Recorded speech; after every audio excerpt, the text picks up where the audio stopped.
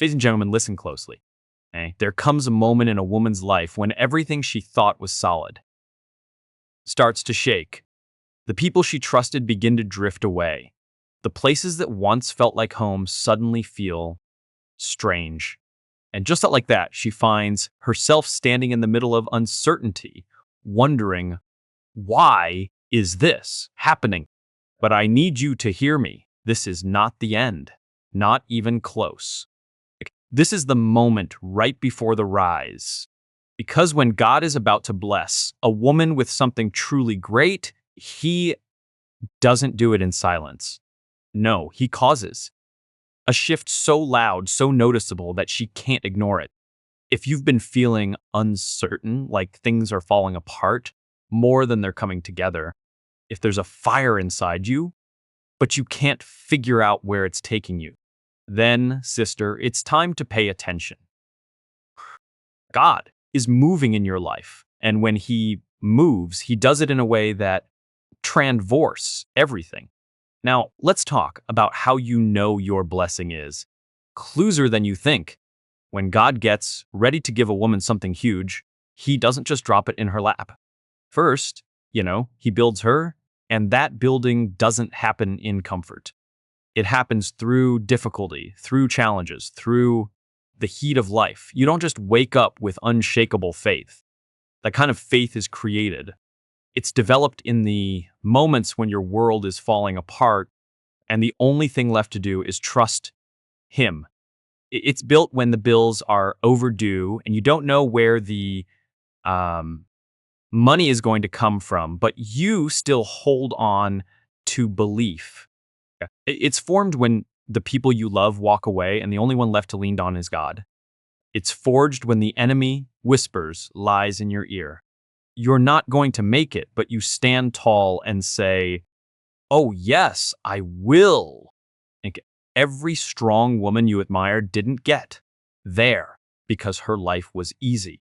She got there because her life tested her. She stood in the fire and didn't let it consume her. She carried the weight and refused to break.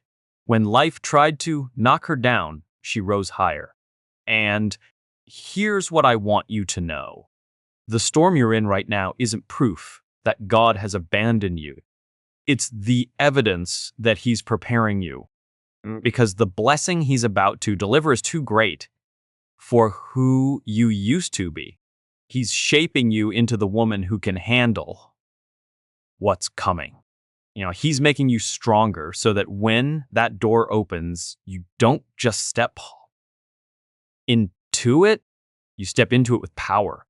So if right now everything seems out of control, if it feels like you're being stretched too far, I need you to really hear this. You are closer than you think. God is removing everything that doesn't belong in your next chapter. He's clearing out the noise. He's ending relationships that would weigh you down. He's letting you feel the discomfort because he knows if you get too cozy, you'll never move into what he has for you. Do you remember Joseph? God gave him a vision of greatness. But before the palace came the pit. His own brothers betrayed him. He was sold into slavery, wrongly accused, thrown into prison. But every single one of those trials was needed because the man who walked into Pharaoh's palace wasn't the same young boy who wore that colorful coat. No, Joseph had been changed. He had been made stronger. And when his time came, he wasn't just willing, he was ready. That's what's happening in your life right now. This struggle, it's not here to destroy you. It's building you. That betrayal, it's showing you who's really in your corner. That delay, it's teaching you to wait with grace. That heartbreak, it's making space for something better. That battle, it's sharpening your faith. And let me tell you, if the enemy is fighting you this hard, it's because you've got something powerful inside you. If you weren't on the edge of something great, he wouldn't be trying this hard to make you give up. That's why you've got to stand tall. You got to push forward because the blessing that's coming is more than you even imagined. And when it finally comes, you'll look back at this whole storm and see it didn't come to ruin you. It came to prepare you. So don't you dare quit now. Don't lose your belief. Don't let the enemy lie to you and say this is where your story ends because God, something so big, even the ones who doubted you will have no choice but to say only God could have done that. And when that day comes, you'll finally understand the storm wasn't the end. It was the beginning. The setback was the setup. The preparation was for elevation. Because when God is about to bless a woman, he doesn't just hand it to her. He makes sure she's ready for it. And part of that preparation, it's separation. He removes people, situations, and habits that don't align with where you're going. And that's tough because we're human. We like the familiar. We cling to what we can now.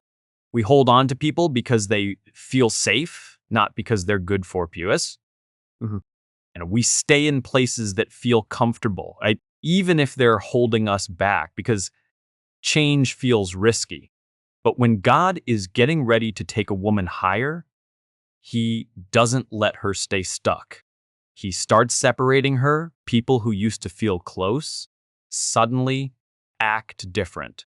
Conversations that used to mean something feel empty. Friends you thought would be around forever drift away.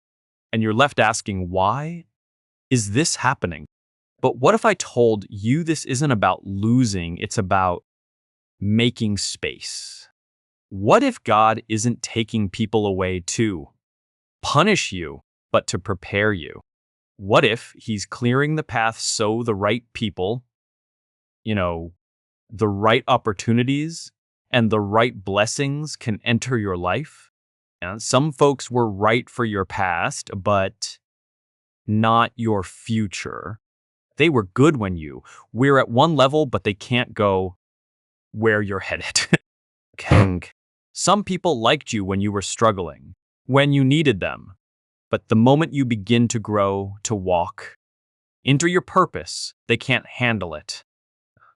And now you have a decision to make. Will you fight to hold on to what God is trying to move out of your life? Or will you trust him enough to let go? You can try to force friendships that don't fit anymore, or you can make room for new ones. You can cry over closed doors or start preparing for the new ones God is about to open. Remember Abraham? God told him to leave his land, his family, everything familiar, and go to a place he would show him. God didn't give him all the details. He just said, yo, go, and Abraham had to trust him. Imagine if Abraham said no. Imagine if he stayed in the comfort zone. He would have missed everything God had planned. That's what happens when we refuse to let go. We stay small, we stay stuck, we miss the new because we're clinging to the old. But if some people hadn't left your life, you wouldn't be who you are now. If some doors hadn't closed, you never would have found the right ones. If God hadn't taken certain things away, you wouldn't have room for what's coming. So when you feel that shift happening, people acting different, relationships fading, paths changing, don't panic, trust it. Trust that God is creating space. Trust that he's not taking something from you. He's making room for something greater. When God is ready to bless a woman, he doesn't just pour into her life. He makes space first. He clears out what's no longer needed so he can give her something extraordinary. If you can handle the loneliness of the in between, you'll walk into a season more beautiful than you imagined. Don't chase after what God is pulling away. Don't grieve what he's replacing. Your next blessing is bigger than anything you've had to release. Let go. Trust the journey. And get ready. Because when God removes, it's never for less. It's always for more. There comes a moment in every woman's life when she can feel something stirring deep within her. She can't quite explain it, but something inside her knows change is coming. It's not just a passing thought. It's not just a mood. It's a deep, unshakable sense that something is shifting. She wakes up and feels different. The things that used to bring her joy don't anymore.